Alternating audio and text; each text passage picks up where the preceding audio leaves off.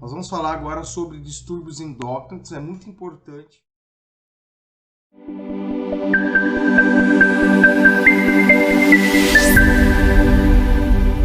Nessa aula, nós vamos falar agora sobre distúrbios endócrinos, é muito importante dentro da fisiologia, para nós entendermos também os processos de avaliação e cicatrização das feridas. Então, uma revisão anatômica. Lembrando que o sistema endócrino é formado por um grupo de órgãos, pelas glândulas e secreções internas do nosso próprio organismo, cuja tarefa principal é produzir e secretar hormônios para a nossa corrente sanguínea. Então, a função dos hormônios em atuar como mensageiros para coordenar as atividades diferentes da parte do nosso organismo. Então, as glândulas endócrinas, as principais é o hipotálamo, a hipófise, a tireoides, a paratireoide, a suprarrenal, testículos e ovários. Então, essas são as nossas glândulas principais. Então, também vale lembrar que na gravidez a placenta atua como uma glândula endócrina, além de cumprir outras funções específicas ali para a nutrição, tá? Por vezes a hipófise também é chamada de glândula regente. Então, na região cerebral aqui eu tenho a glândula hipofisária, porque ela vai coordenar as outras funções de outras glândulas endócrinas. Então, qualquer lesão que eu tenho aqui, a nível de traumatismo, também vai alterar todo o meu metabolismo endócrino.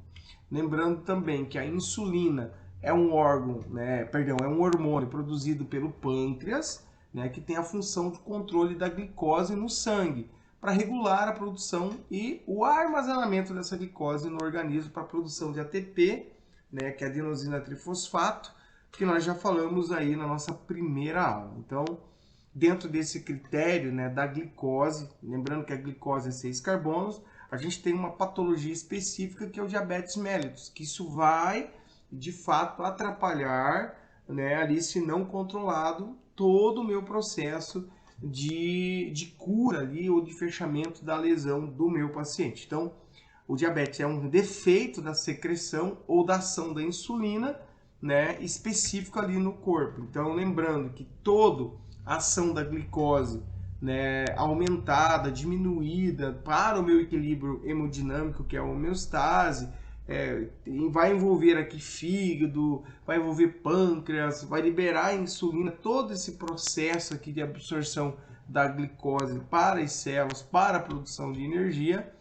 Também, se eu tenho uma deficiência dessa glicose, tanto na ação dela ou na recepção dela, eu tenho dois tipos de diabetes. Então, o diabetes tipo 1 é quando eu tenho a destruição das células pancreáticas, ou seja, no meu sistema imune, e que compreende 10% dos casos. 90% dos casos, o diabetes tipo 2, que é a sensibilidade diminuída da insulina, que compreende a maior incidência aí de diabetes hoje mundial. Então, lembrando também que eu posso ter uma diabetes gestacional devido aos hormônios secretados pela placenta, em distúrbios ali da própria insulina, e a administração dessa insulina, ela visa evitar uma cetoacidose, ou seja, um aumento dessa glicose ali, e que pode ajudar no controle hiperglicêmico desse paciente. Então, se eu tenho uma cetoacidose presente, ela geralmente vem acompanhada de infecção ou estresse muito grave ali relacionado ao leito da ferida. Então, a maioria dos casos apresenta excesso de peso dos pacientes, e isso é um fator preponderante ali para o diabetes tipo 2. Então, como sintomas clássicos, a gente tem 4 P's, que é poliúria, polidipsia, polifagia e perda involuntária do peso. E outros sintomas específicos, que é fadiga, fraqueza, letargia, prurido cutâneo, infecções por repetição, muito característico aí, aumento do apetite, urina aumentada, emagrecimento, muita sede, cansaço fácil.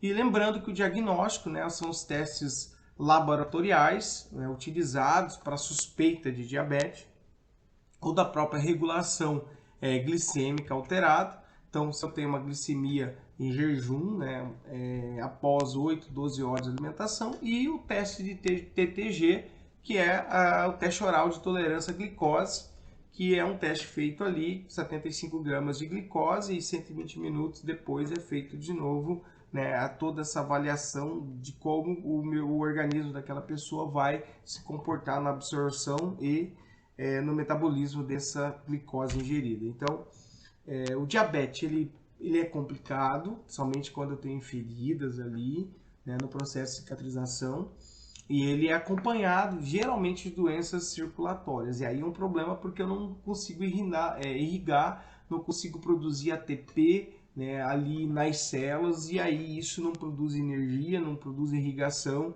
e isso atrapalha no meu processo de cicatrização. Quando eu tenho cardiopatias relacionadas, quando esse paciente vem de um acidente ou produz um acidente vascular cerebral, também pode atrapalhar na questão motora ali ou circulatória, doenças renais, né, no sistema renina-angiotensina, na manutenção da minha pressão arterial alta também, né, distúrbios da visão. O diabetes, então, ele observa-se uma aceleração do processo da arteriosclerose, que isso também está relacionado aí a distúrbios circulatórios e que vai, de fato, atrapalhar o meu processo de cicatrização. Então, como prevenção, é controlar o diabetes. Então, isso é importante para você profissional que vai ter aqui o treinamento de feridas e coberturas. É importante, né, regular corretamente, né, e controlar esse diabetes do teu paciente ali.